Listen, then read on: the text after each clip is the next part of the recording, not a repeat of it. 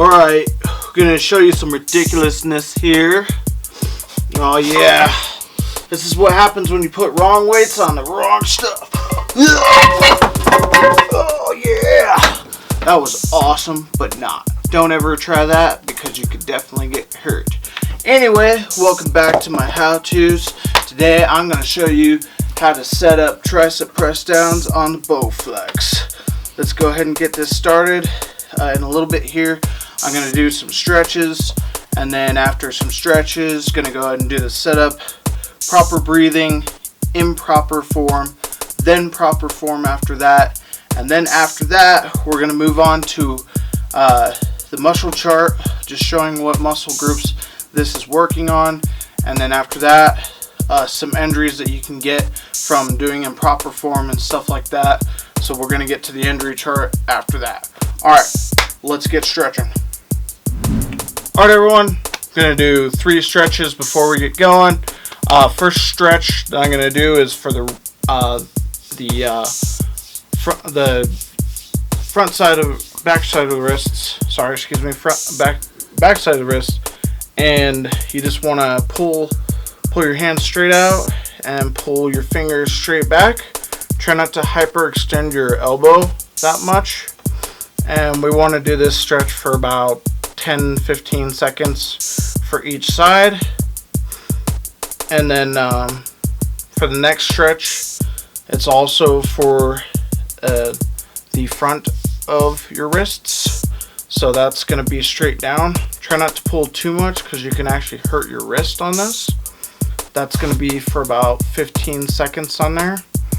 And while we're waiting for that, and I'll do the other side while I'm talking, if you guys could also comment and let us know what you'd like us to add to the channel, and also let us know what would be best to add to the channel. That'd be great. That'd be wonderful if you guys could do that for us. Just let us know what your opinions are on that. Comment below, and hold on, sorry. And then we'll finish this stretch. So that's already 2 stretches. And the last stretch we're going to do is for our triceps. And this one's going to be behind like this. So pretty much it's almost like you're stretching your chest a little bit. But you're more extending your tricep and pushing with your shoulder this way toward your head. Do that for about 15 seconds. You should feel it not just in your tricep, but also in your bicep and also in your fingers as well, because you're grabbing up here. And switch over. Other side. Shoulder forward to your head. Hold that for about 10 seconds or so.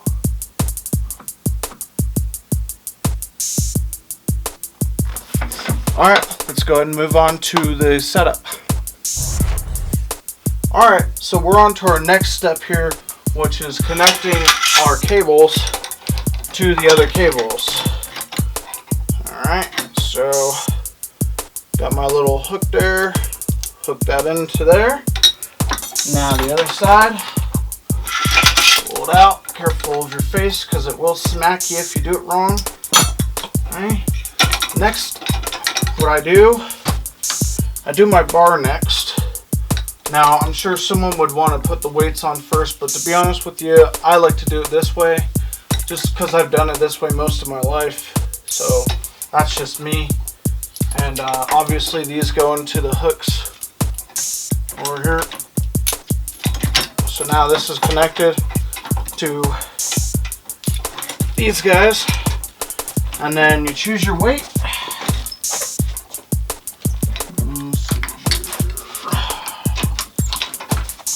Choose my weight.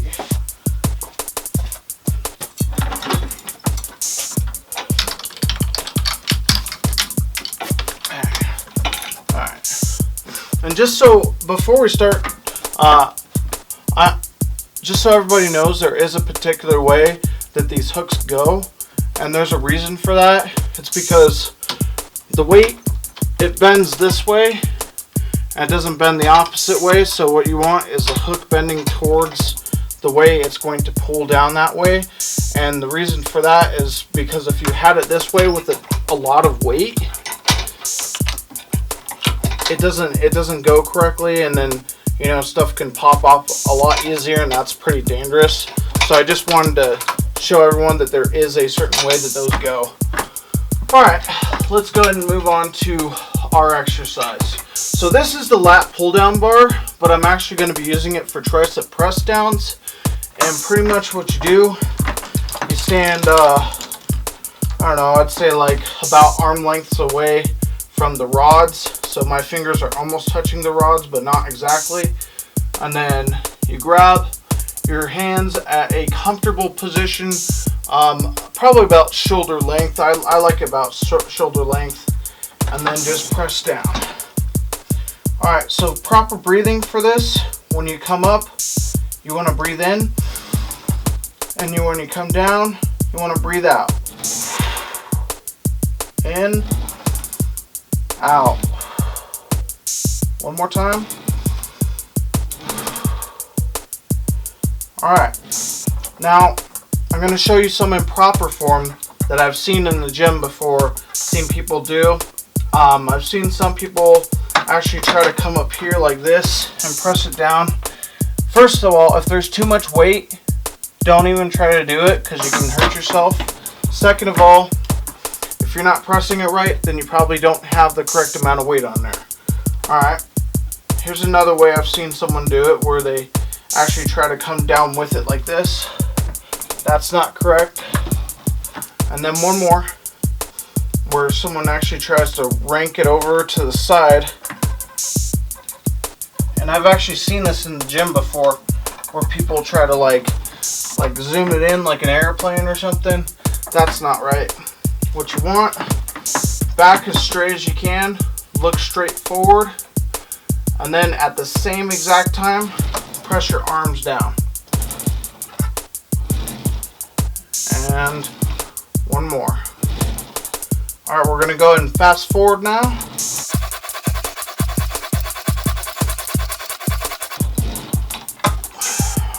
Alright, on to our muscle groups.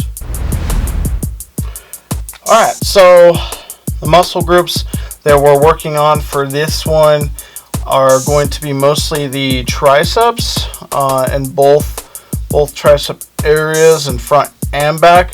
It is going to be engaged on the very tip of the tricep though, mostly, and then obviously because you're holding the bar, it's going to be working the front and a little bit of the back of the wrist as well, and then your hands for grip strength a little bit, and then you might also feel it just a tad bit in your shoulders. That's fine. That doesn't mean that you're doing it wrong. It just necessarily means that, you know, your triceps and your shoulders are engaging a little bit, so that's not horrible.